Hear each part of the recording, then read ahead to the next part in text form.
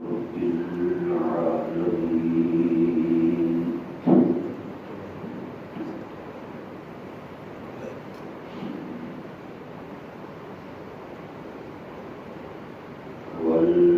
والعاقبة للمتقين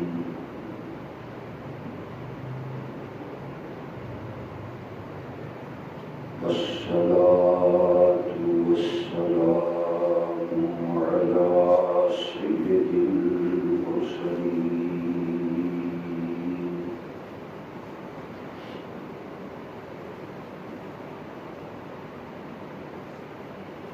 وعلى آله وأصحابه وأزواجه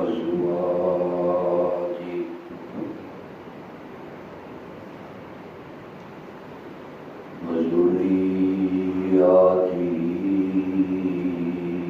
وعترته أجمعين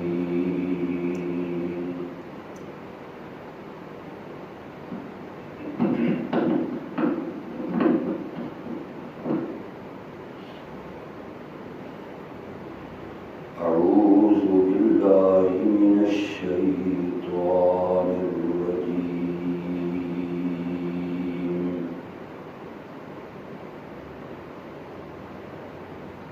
بسم الله الرحمن الرحيم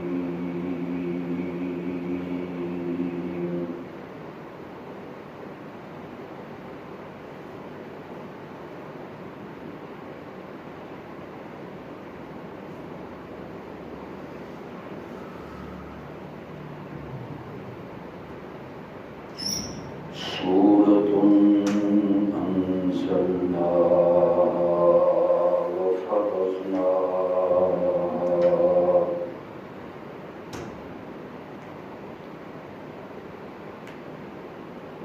وأنزلنا فيها آيات بينات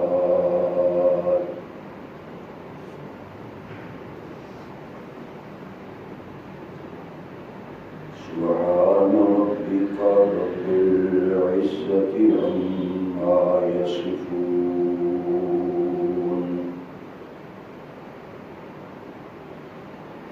وسلام على المرسلين والحمد لله رب العالمين.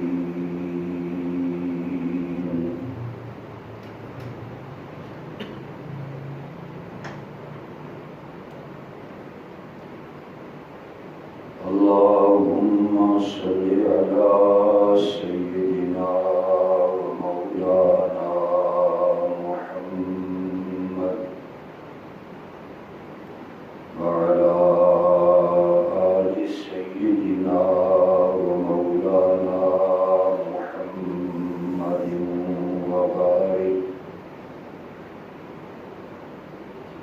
وبارك وسلم ثم صل عليه.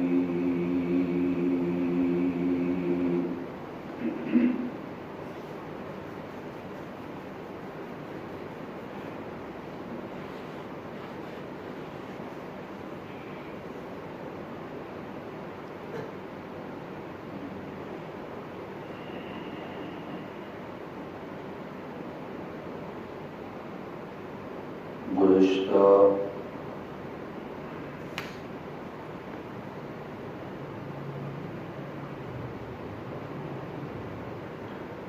جمعہ کے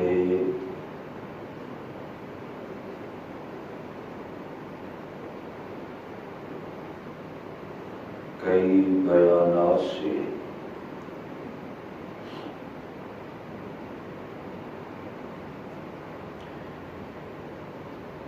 جو گفتگو کا سلسلہ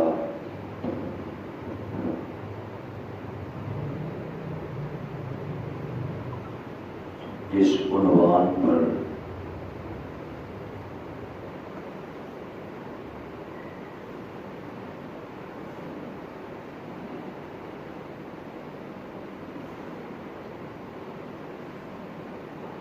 چل رہا ہے اور آپ سماعت فرما رہے ہیں۔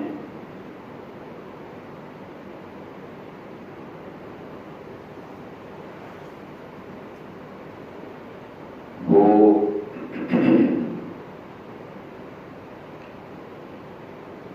اسلام کے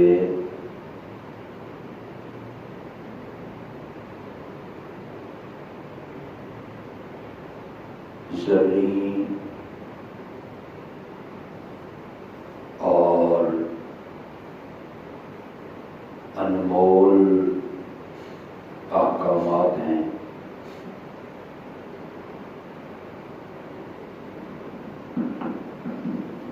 جن احکامات کو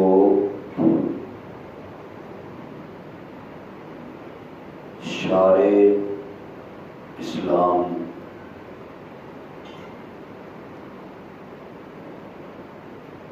آقا نامدار حضرت محمد رسول اللہ صلی اللہ علیہ وسلم نے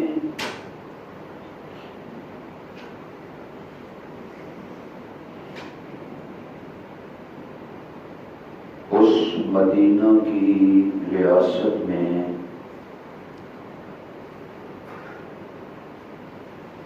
اس چھوٹی سی مملکت میں اسلامی سلطنت میں جاری فرمائے۔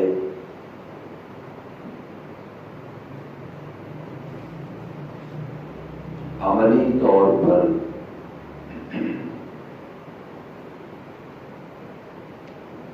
لوگوں کو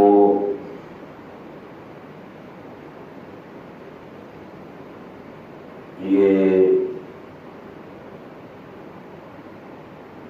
سبق پڑھائے گئے اور سکھائے گئے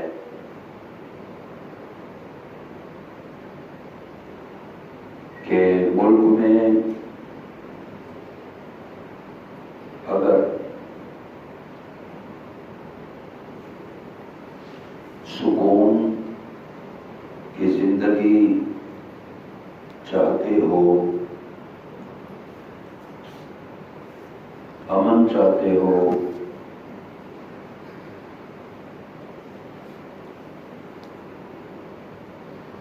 اگر ملک کو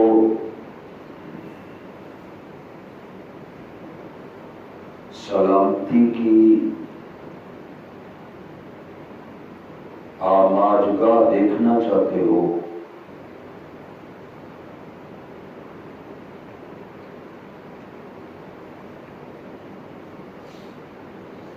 اپنی اور دوسرے مسلمانوں کی عزت کو، ناموس کو، آبرو کو تحفظ دینا چاہتے ہو، تو اس کا جو بنیادی اور اساسی پہلو ہے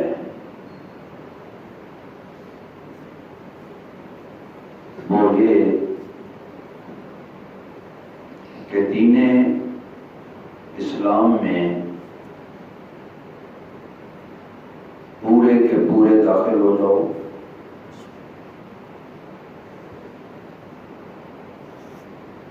اس دین کو اپنی زندگی کا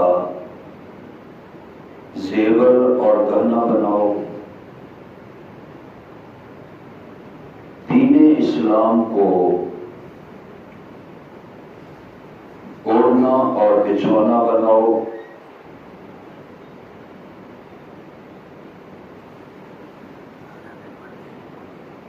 اس دین میں پورے کے پورے ڈھل جاؤ، اپنے آپ کو دین کے رنگ میں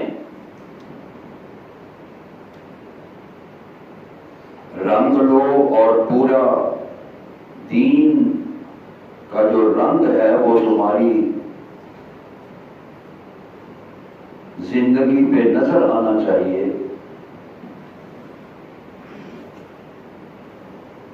نجی زندگی یا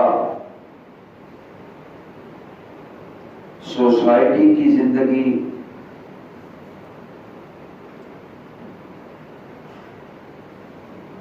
جب تک دین اسلام کو اساس نہیں بنائیں گے، بنیاد نہیں بنائیں گے،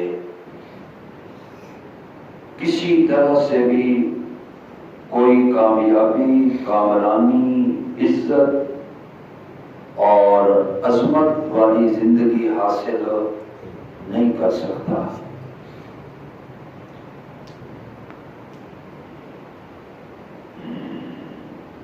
پچھلے جمعہ پر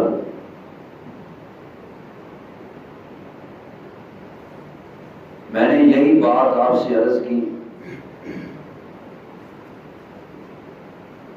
کہ آج عورتوں کی عزت محفوظ نہیں،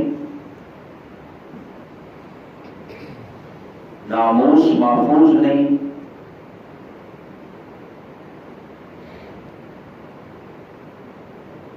آج لوگوں میں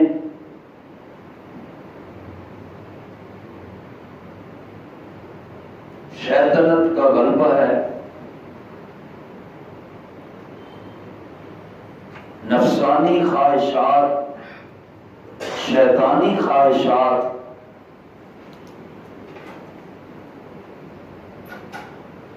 اس میں لوگ زندگی گزار رہے ہیں،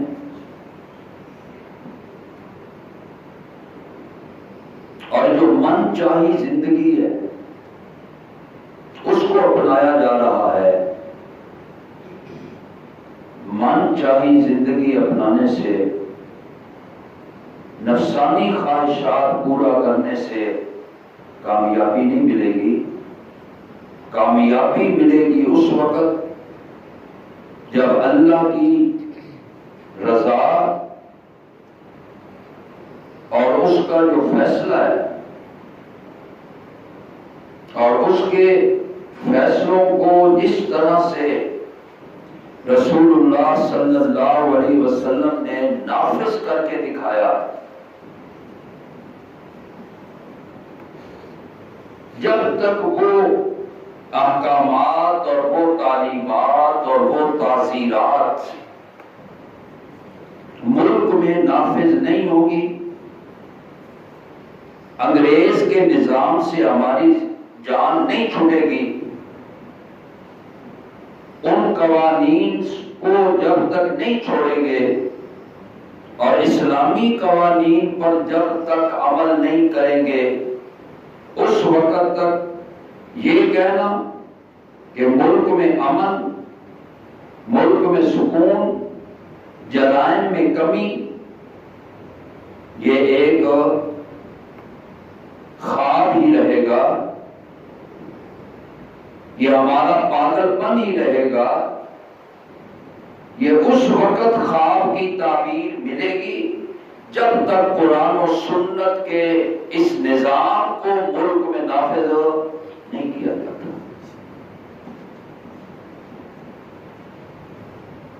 سورہ نور کا میں ذکر کر رہا تھا پچھلے جمعہ پر۔ قرآن پورے کا پورا ہدایت اور رہنمائی اور مسلمانوں کی رہبری کرنے والا ہے، اور اس نے کوئی پہلو ایسا نہیں چھوڑا، کوئی پہلو پیاسا اور تشنا نہیں چھوڑا کہ جس میں اس نے مسلمانوں کو گائیڈ نہ کیا ہو، مسلمانوں کی رہنمائی نہ کی ہو۔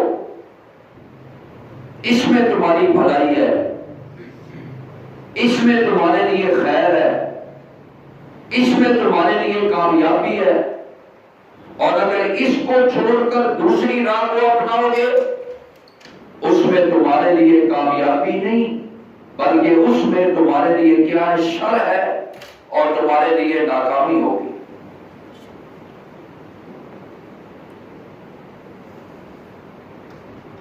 سورہ نور میں ایک واقعہ کی طرف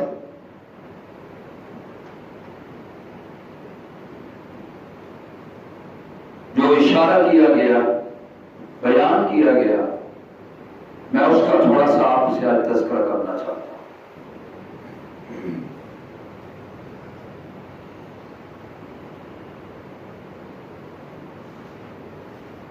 آپ صلی اللہ علیہ وسلم کی زندگی کا ایک ایک پہلو ہمارے لیے باعث نجات ہے۔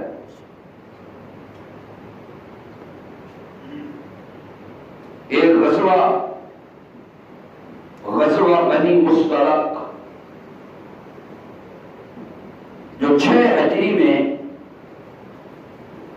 پیش آیا، پورا واقعہ بیان کرنا مقصود نہیں،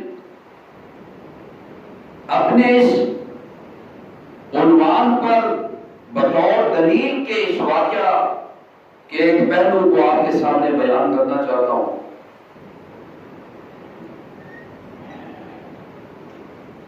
صحابہ کے ساتھ آپ تشریف لے گئے اس غزوہ میں،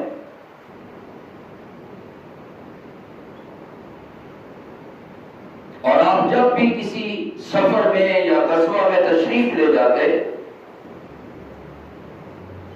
تو ازواج مطہرات میں سے، امہات المومنین میں سے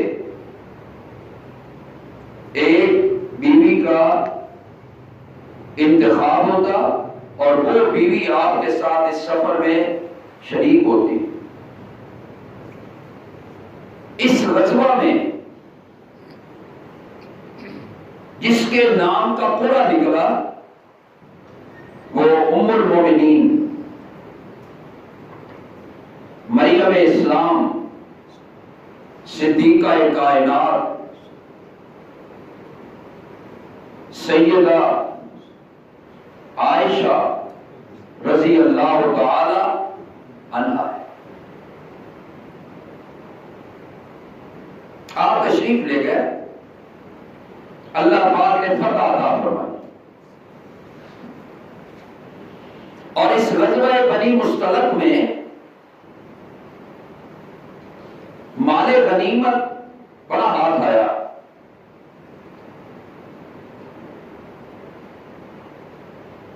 اور بہت سارے قیدی جو تھے وہ بھی ساتھ آ رہے ہیں۔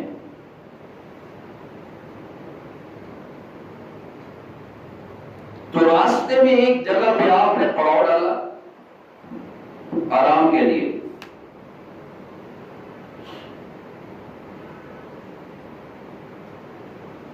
رات کے کسی حصے میں آخری شب منادی اعلان کرنے والا یہ اعلان کرتا ہے کہ قافلے والوں کوچ کا وقت آ گیا ہے۔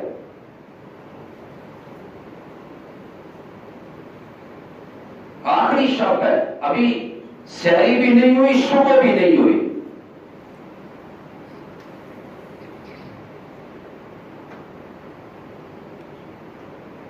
اور اس حال میں تمام صحابہ کرام اپنا اپنا سامان سنبھالتے ہیں، سواریاں تیار کرتے ہیں، اور وہاں سے یہ قافلہ کوچ کرتا ہے۔ ام المومنین قضائے حاجت کے لیے اپنے اس ہوٹل سے اتر کر ذرا دور گئی اور وہاں پر تاخیر ہو گئی۔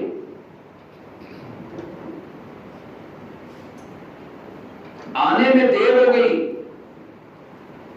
اور اس تاخیر کا جو سبب بنا وہ آپ کا ہاتھ جو آپ نے پہنا ہوا تھا وہ کہیں گر گیا۔ اس کے تلاش کرنے میں تاخیر ہوئی، کیونکہ ہار بھی اپنا نہیں، ہار بھی اپنی بہن اسما کا ہے رضی اللہ تعالی عنہا۔ جب وہاں سے واپس آتی ہیں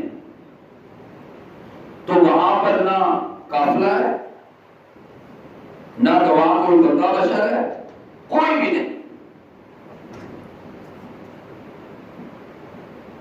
چونکہ حضرت عائشہ بڑی ذہین اور بڑی عقل اور شعور رکھنے والی خاتون تھی، بجائے اس کے کہ قافلے کی پیچھے چل پڑتی کہ کسی طرح سے قافلہ آگے میں پکڑ لوں گی، آپ نے یہ مناسب سمجھا کہ یہیں پر بیٹھ جاؤں، جب آپ صلی اللہ علیہ وسلم اگلی منزل پہ پہنچیں گے یا راستے میں آپ کو یہ علم ہوگا کہ عائشہ تو قافلے میں نہیں، تو پھر کسی ذریعے سے مجھے لے جائیں گے۔ وہاں بیٹھی، رات کا وقت، آخری شب ہے،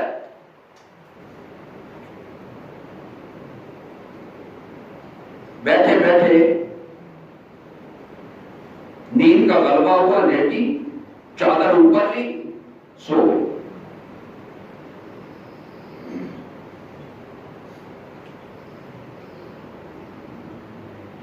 نبی پاک صلی اللہ علیہ وسلم کا یہ معمول تھا کہ ایک شخص کو قافلے کے پیچھے رکھا کرتے تھے،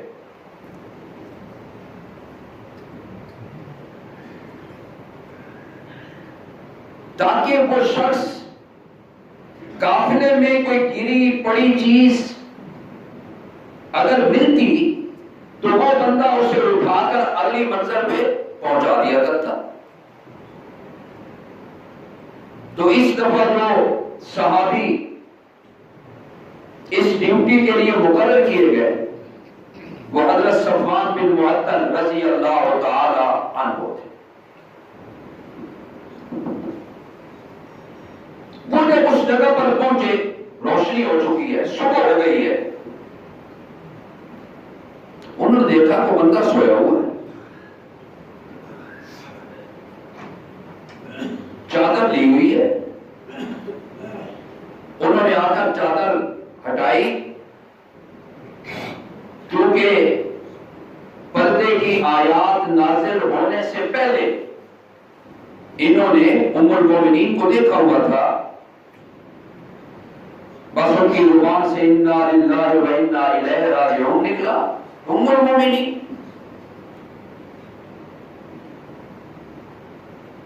انہوں نے سواری بٹھائی اور حوض پہ حضرت عائشہ سوار ہوئی اور انہوں نے اس کی مہار پکڑی اور چل پڑی۔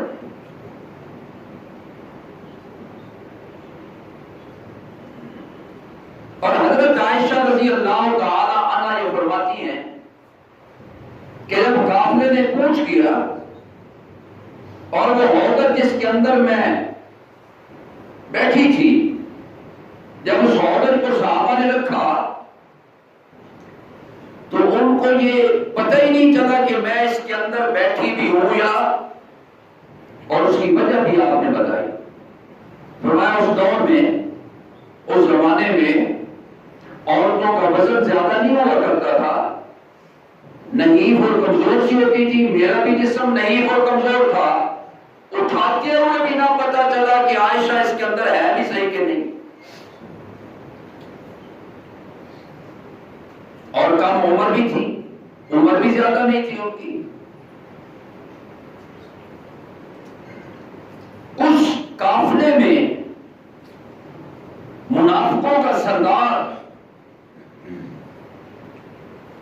عبداللہ بن ابی جو رئیس المنافقین، جب یہ خبر پہنچی اس نے طوفان بدتمیزی مچایا،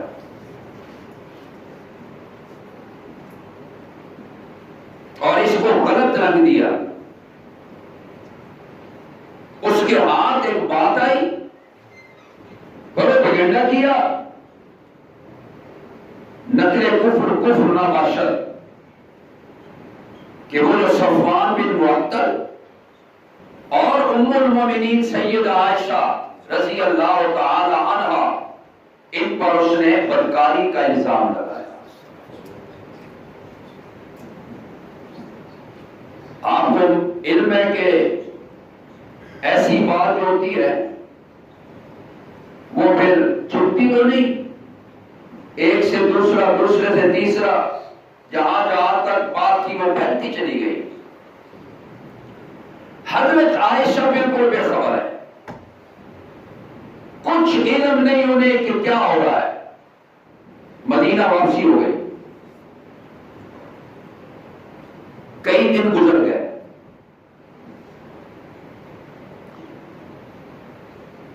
اور ان دنوں میں حضرت عائشہ فرماتی ہیں رضی اللہ تعالی عنہا کہ نبی علیہ السلام گھر تشریف لاتے، پوچھتے عائشہ کیسی ہو، میں کہتی ٹھیک ہوں، بس اس سے زیادہ کوئی اور گفتگو، جیسے پہلے سے بے تکلف باتیں، بیٹھنا، وہ نبی علیہ السلام نے کم کر دیا.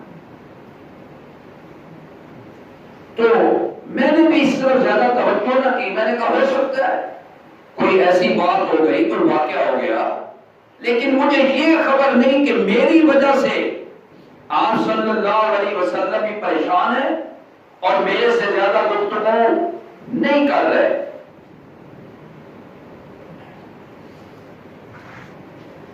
یہ منافقین کا جو پروپیگنڈا تھا، اس میں کچھ مسلمان دو تین وہ بھی اس کا شکار ہو گئے، اور ان میں ایک نام تھا مصطح، اور اس کی جو والدہ تھی وہ حضرت عائشہ رضی اللہ تعالی عنہ کے پاس آیا کرتی. حضرت عائشہ فرماتی ہیں ایک رات کو ہم دونوں باہر گئی حاجت کے لیے. وہ جو مصطح کی ماں ہے اس کا کپڑا پاؤں میں اونچا گر گئی. جیسے ہی گری تو اس نے مصطح کو برا بھلا کہنا شروع کر دیا. اس دور میں اب بھی ایسی ہوتا ہے، بددعائیہ کلمہ کو نکال دیا، تو ہلاک ہو جائے، برباد ہو جائے. تو اس نے مصطح کے بارے میں کہا. حضرت عائشہ فرماتی ہیں میں نے کہا اماں گری تو ہے، گالیاں مصطح کو دے رہی ہو، بری بات ہے، ایسے نہیں کہنا چاہیے، کسی کو لعنت ملامت نہیں کرنی چاہیے. تو وہ کہنے لگی بیٹا تجھے کچھ پتا بھی ہے؟ میں نے کہا نہیں اماں مجھے تو کچھ پتا نہیں ہے. تو وہ کہنے لگی کہ تیرے بارے میں مدینہ میں، شہر میں جو باتیں ہو رہی ہیں، جو پروپیگنڈا ہو رہا ہے، اس سے بالکل بے خبر ہے. عائشہ کہنے لگی مجھے تو کچھ پتا نہیں ہے. اس ام مصطح نے مجھے سارا واقعہ بتایا، اور عائشہ فرماتی ہے میرے پاؤں تلے سے زمین نکل گئی. اور میں نے اس وقت محسوس کیا کہ رسول اللہ صلی اللہ علیہ وسلم مجھ سے کیوں کھچے کھچے سے ہیں، مجھ سے کیوں نہیں کھلی باتیں کر رہے، کیوں نہیں میرے ساتھ بے تکلف گفتگو فرما رہے. تو میں جیسے ہی گھر واپس آئی، نبی پاک صلی اللہ علیہ وسلم آئے، میں نے کہا اجازت ہو تو اپنے ماں باپ کے گھر چلی جاؤں. آپ نے فرمایا جا سکتی ہو. میں اسی وقت اپنے میکے چلی گئی. بس وہاں جا کر ایک میں تھی، ایک گھر کا کونا تھا، اور ایک میرے آنسو تھے جو نہ دن میں تھم رہے تھے نہ رات کو تھم رہے تھے. برا حال. ماں بھی میرے ساتھ رونے والی, مجھے تسلی دینے والی, بیٹا کچھ نہیں, لوگ باتیں کرتے ہیں, یہ منافق لوگ ہیں, انہوں نے نبی پاک صلی اللہ علیہ وسلم کو ہر طرح سے زج کرنے کی کوشش کی, راستہ روکنے کی کوشش کی, لیکن ان کے ہاتھ کچھ بھی نہ آیا. اب یہ آخری حربہ ہے کہ ناموس رسالت پر, اس سفید چادر پر داغ اور دھبا لگانے کی کوشش کر رہے ہیں. بیٹا پریشان نہ ہو, ماں تو ماں ہوتی ہے, ماں سے اپنی بیٹی یا اپنی اولاد کی کوئی بات چھپی نہیں ہوا کرتی ہے. ماں تو اپنی بیٹی کی حالت کو دیکھ کر, چہرے کو دیکھ کر, اس کے چلنے کو دیکھ کر پہچان لیا کرتی ہے کہ میری بیٹی کس حال میں ہے.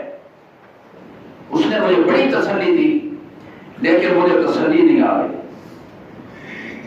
ایک وہ پروپیگنڈا اور ایک پھر رسول اللہ صلی اللہ علیہ وسلم سے فراق, جدائی, اور پھر یہ جدائی کو 2-4 دن پر محیط نہیں,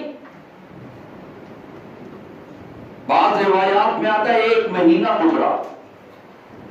اور سچی بات تو یہ ہے کہ عائشہ کے لیے ایک دن جو تھا وہ 1 سال کے برابر تھا.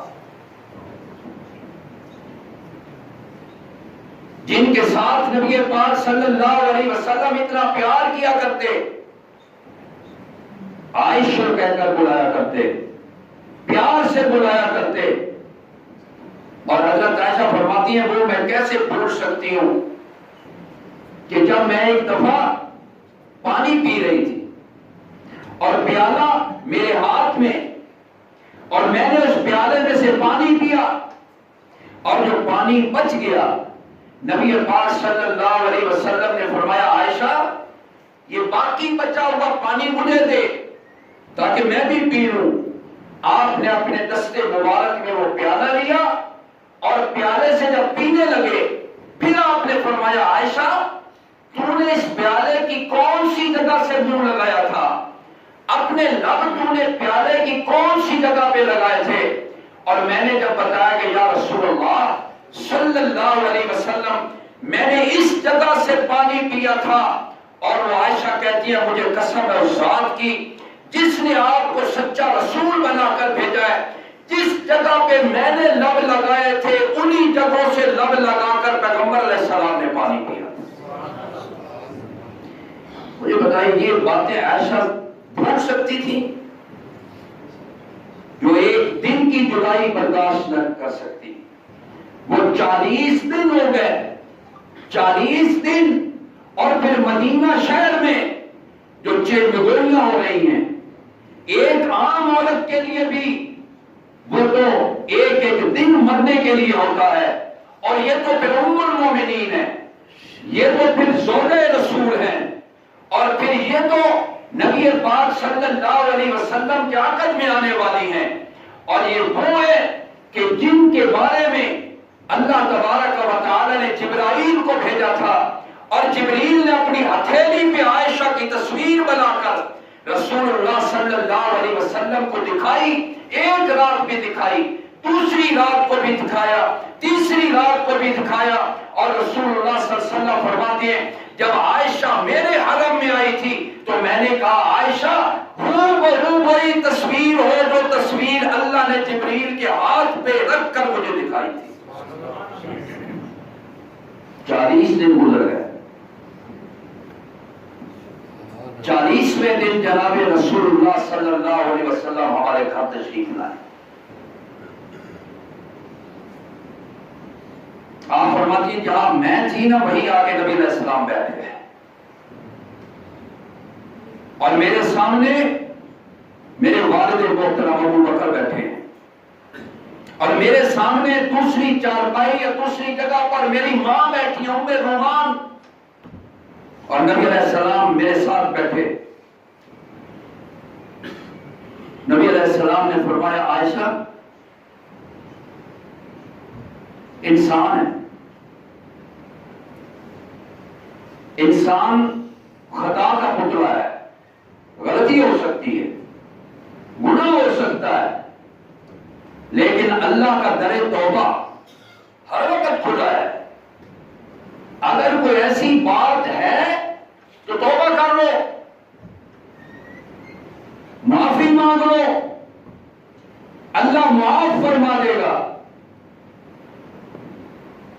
اور حضرت عائشہ فرماتے ہیں جب آپ یہ جملے ارشاد فرما رہے تھے تو میں یہ سوچ رہی تھی میں بے گناہ ہوں، میں بے قصور ہوں، میرے سے گناہ ہوا ہی کوئی نہیں،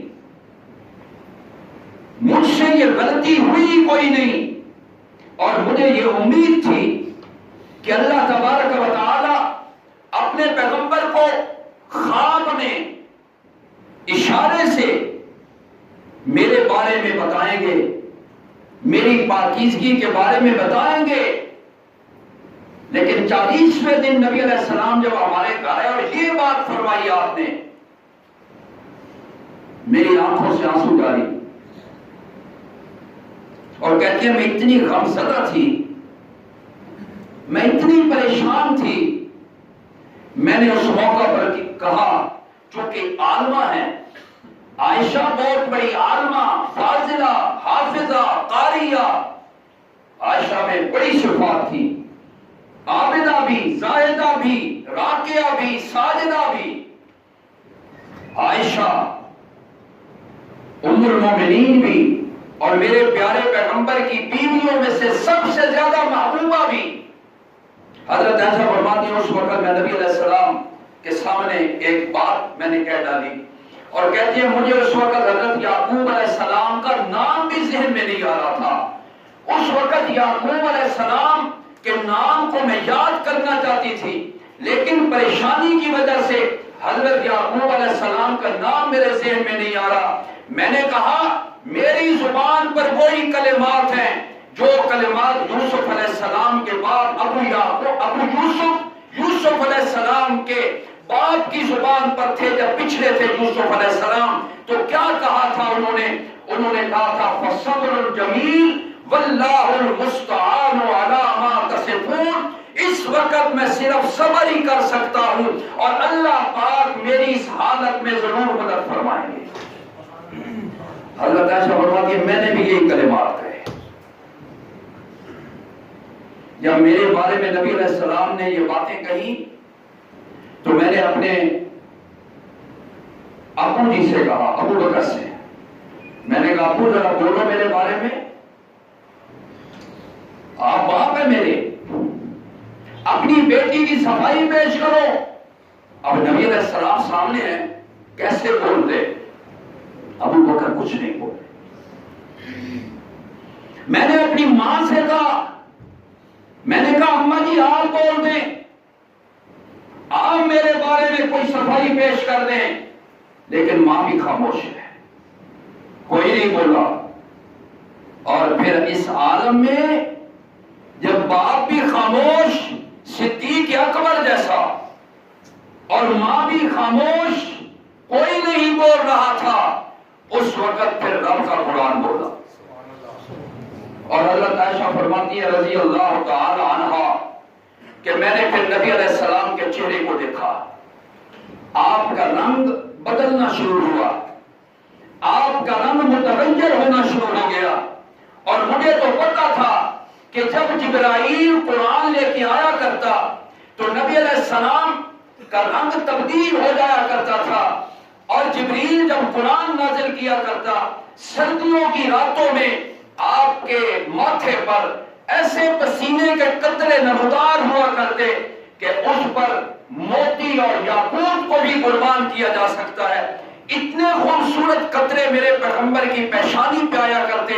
جب نبی علیہ السلام کے چہرے کو میں نے دیکھا، میں نے کہا جبرائیل قرآن لے کے، لیکن کہتی ہیں میں اپنے آپ کو بہت چھوٹی سمجھتی تھی، مجھے یہ تصور بھی نہیں تھا کہ میرے بارے میں اللہ قرآن نازل کریں گے. میں اپنے آپ کو اس قابل نہیں سمجھتی تھی کہ میرے بارے میں جبرائیل قرآن لے کے آئے گا. میں نے کہا جبرائیل آیا ہوگا, کوئی احکام لے کے آئے ہوں گے. اور یہ حضرت عائشہ کیوں کہہ رہی ہیں؟ یہ اس لیے کہہ رہی ہیں کہ نبی پاک صلی اللہ علیہ وسلم کی جو 11 بیویاں تھیں, ازواج تھی, امہات المومنین تھی, کسی کے بستر پر اور کسی کے گھر میں جبرائیل قرآن لے کے نہیں آیا کرتا تھا. اور حضرت عائشہ فرماتی ہیں میری خصوصیات میں ایک خصوصیت یہ تھی کہ جب آپ میرے بستر پہ آیا کرتے تو جبرائیل بھی قرآن لے کے نازل ہوا کرتا تھا. یہ صرف میری خصوصیت. بہت ساری خصوصیات کا حضرت عائشہ نے اظہار کیا تھا. میں کنواری تھی تو نبی علیہ السلام کے حرم میں آئی, میرے بستر پر قرآن جبرائیل لے کے آیا کرتا تھا. میری پاکیزگی کے لیے رب نے قرآن کو نازل کیا تھا. بہت ساری صفات اور خصوصیات جو حضرت عائشہ کے اندر تھی, اس میں ایک یہ صفت تھی کہ جبرائیل آیا کرتے, نبی علیہ السلام کو بھی سلام کیا کرتے اور کہتے کہ عائشہ کو بھی سلام دے دو میری طرف سے. اور بعض روایات میں آتا ہے کہ اللہ کا سلام نبی کو بھی دیا کرتے, اللہ کا سلام عائشہ کو بھی دیا کرتے تھے. وہ کیفیت طاری ہو گئی. پھر تھوڑی دیر کے بعد جب نبی علیہ السلام پر وہ وحی کا سلسلہ منقطع ہوا,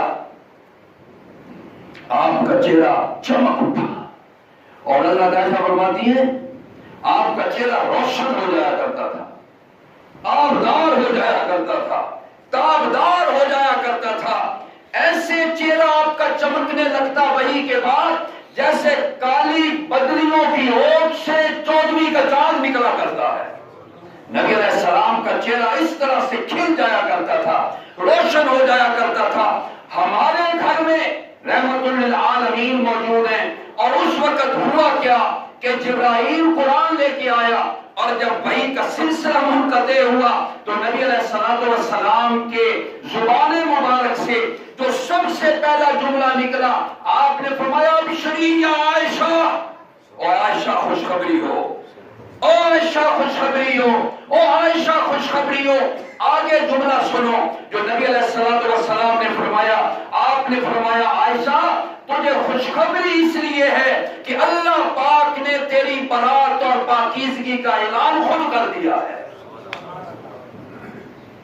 اللہ نے تیری پاکیزگی کو بیان کیا ہے, تیری طہارت کو بیان کیا ہے.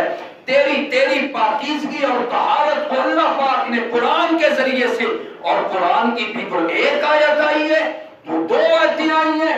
اللہ پاک نے اس پورے واقعہ کا ذکر کرنے کے بعد فرمایا عائشہ کے بارے میں جو لوگ بکواس کر رہے ہیں ان کو یہ پتہ نہیں ہے کہ عائشہ حرم میں کس کے ہے, عقد میں کس کے ہے, بستر پہ کس کے ہے.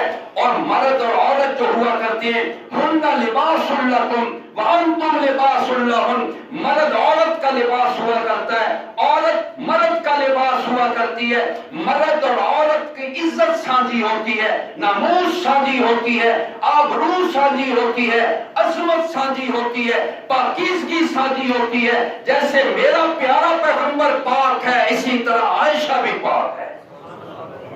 یہ قرآن پاک ہے, سورہ نور جا کے پڑھ لیجئے گا. سورہ نور 18ویں پارے میں ہے, دوسرا رکوع سورہ, اس میں سارے احکامات ہیں. اور میں نے آپ سے عرض کیا تھا کہ یہ سورہ نور اپنے گھروں میں بچوں کو پڑھایا کرو, ان کو سبقاً پڑھایا کرو. تو حضرت عائشہ کی پاکیزگی کا اعلان اللہ پاک نے کیا. 3 بڑی شخصیات ہیں, 3 جن پر بہتان لگے تھے. ان میں ایک حضرت عیسیٰ علیہ السلام جن کے بارے میں بہتان لگایا گیا.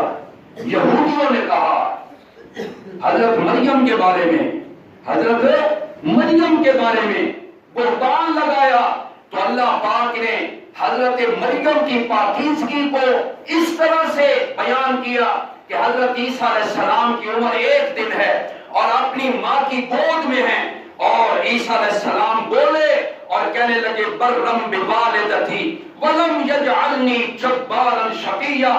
پہلے اپنا سارا تعارف کرایا عیسیٰ علیہ السلام نے ایک دن کی عمر میں، اور پھر اپنی ماں کی پاکیزگی کو بھی بیان فرمایا. میری ماں کے بارے میں کوئی ایسی بات نہ کہنا.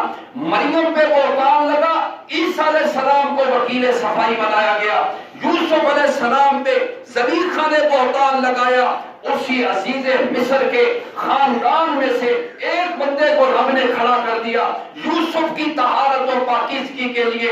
اس عزیز مصر کے ایک رشتہ دار نے وکیل صفائی کے طور پہ بیان کر دیا. اور جب باری آئی عائشہ کی، اور جب باری آئی میرے پیغمبر کے حرم اور گھر کی، اس وقت اللہ پاک نے کسی فرشتے کے ذریعے سے یا خواب کے ذریعے سے ان کی طہارت کو بیان نہیں کیا، بلکہ رب خود وکیل صفائی بن گیا. عائشہ کا خود وکیل صفائی بنا.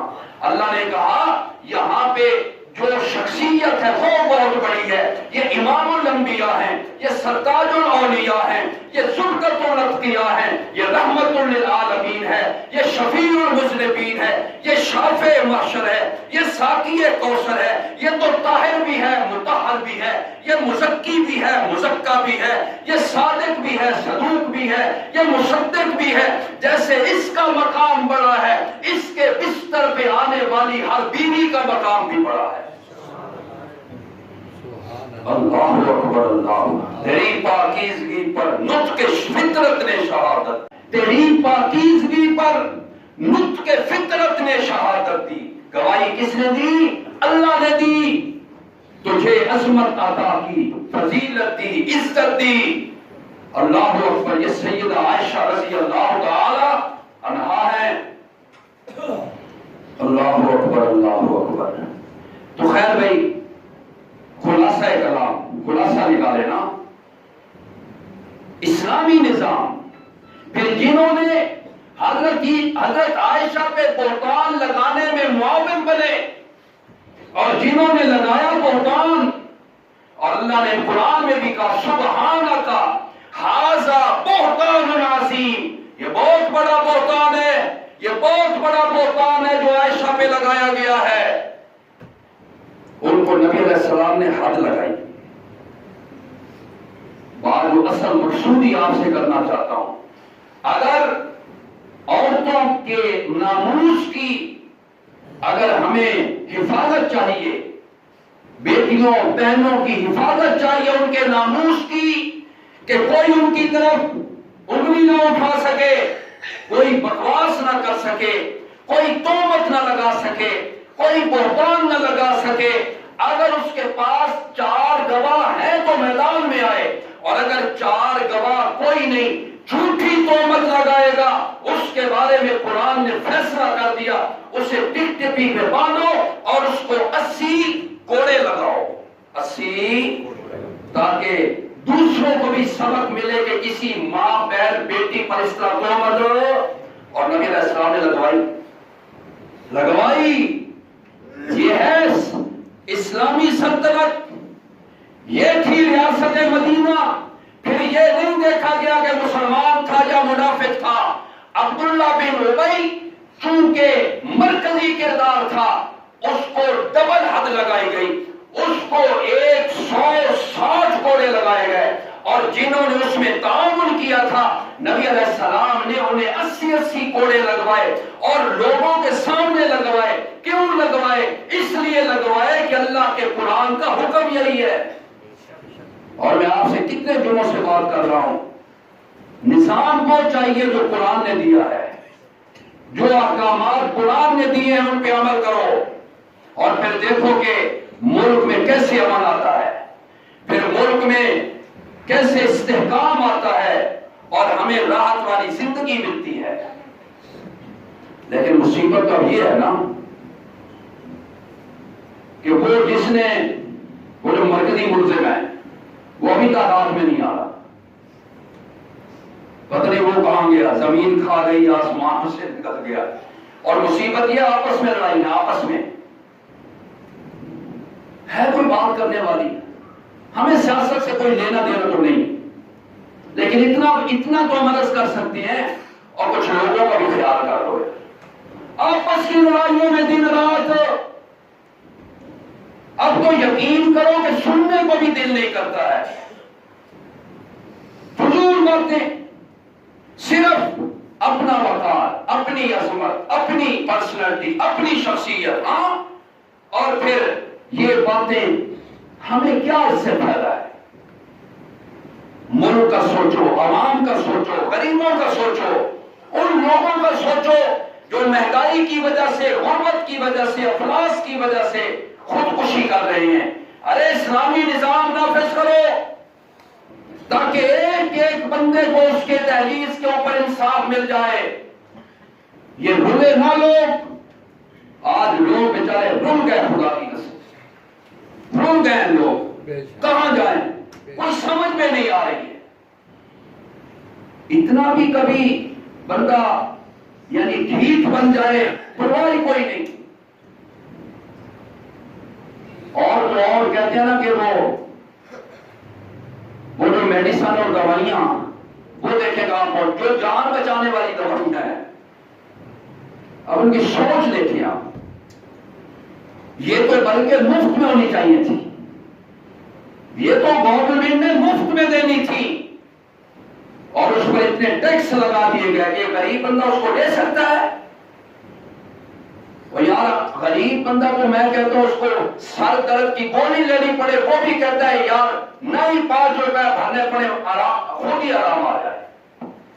یہ حکومت وقت کی ذمہ داری ہے. یاد رکھنا, یہ صحت, یہ تعلیم, یہ سارے کے سارے جتنے معاشرے کے اندر عوام کو جن مسائل اور مشکلات سے دوچار ہونا پڑتا ہے, ان کے لیے گورنمنٹ کو کیا چاہیے؟ کچھ ان کو دے, ان کو ریلیف دے. لیکن انہوں نے کہا یہ تو غلط ہے, گل سچی کر دے. انہوں نے کہا سکون اتنے نہیں آنا, سکون قبر ہی آ ہے. سکون قبر میں ہی آئے گا.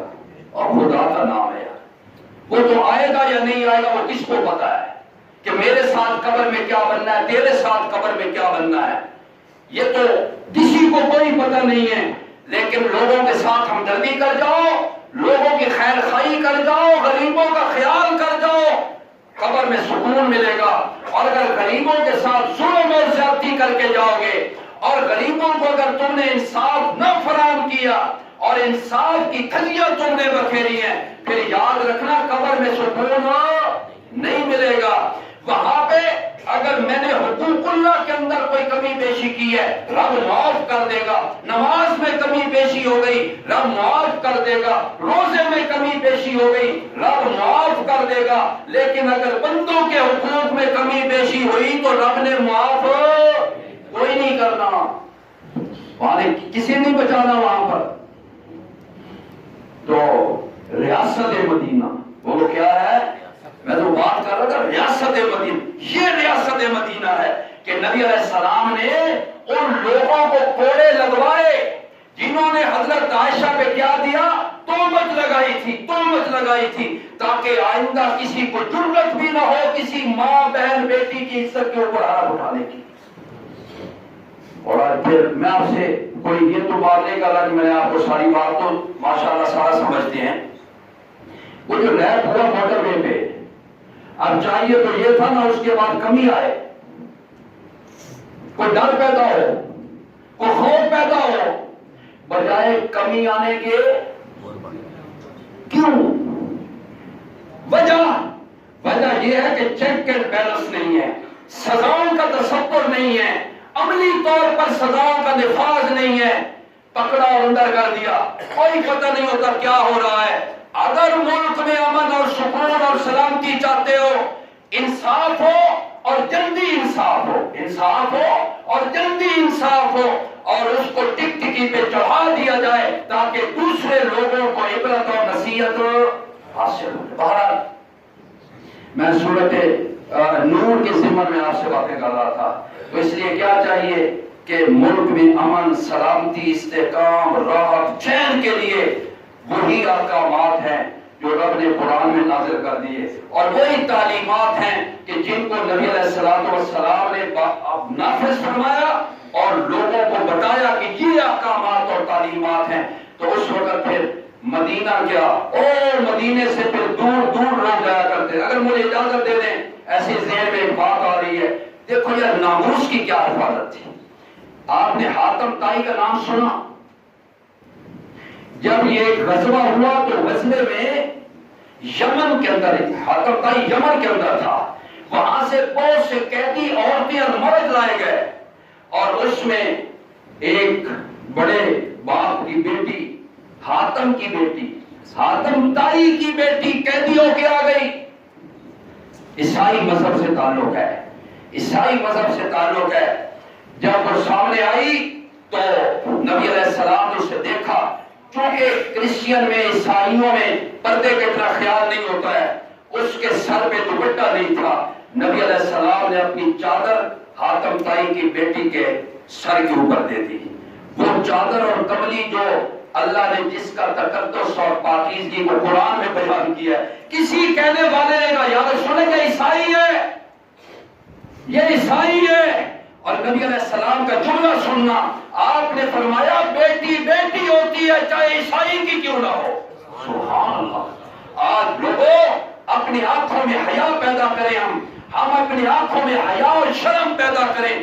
یہ ہمیں اسلام تعلیم دیتا ہے، بیٹی عیسائی کی کیوں نہیں ہے، لیکن ناموس اس کی مسلمان عورت کی طرح ہے، عزت اسی طرح کرنی ہے، عظمت اسی طرح کرنی ہے۔